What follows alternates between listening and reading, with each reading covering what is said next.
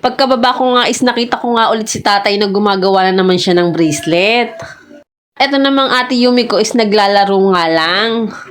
Katwiran daw ng ate Yumi ko is mahirap nga naman daw magbenta at maghanap ng bibili nito. Kasi tatay talaga ang gumagawa.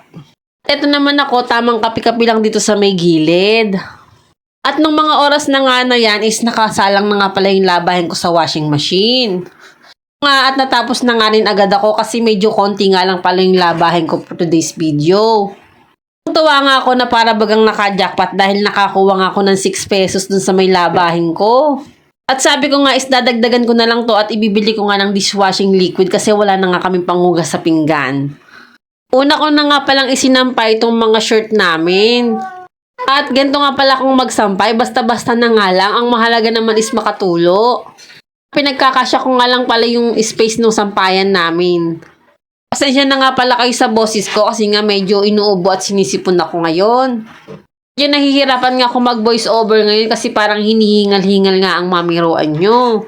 Ito nga at sunod ko na nga isasampay itong mga t-shirt namin.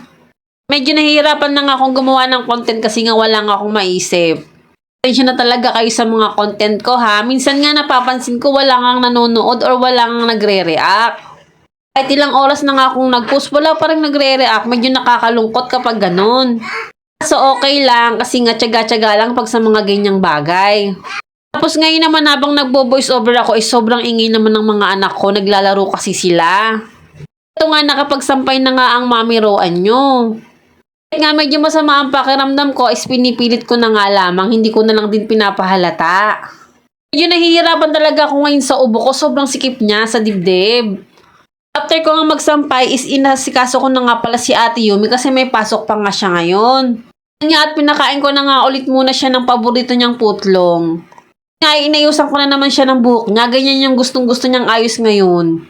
Sabi ko nga is gupitan na yung bangs niya kaso ayaw daw niya kasi ganyan daw ang uso ngayon. Ganyan naman yung clip niya, sobrang dami. Ito naman ang bunsuan ko, halos kakagising nga lang din niya ng mga oras na yan.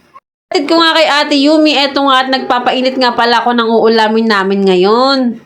Kung nagpapainit nga ako, is karga-karga ko pa nga tong bunsuan ko.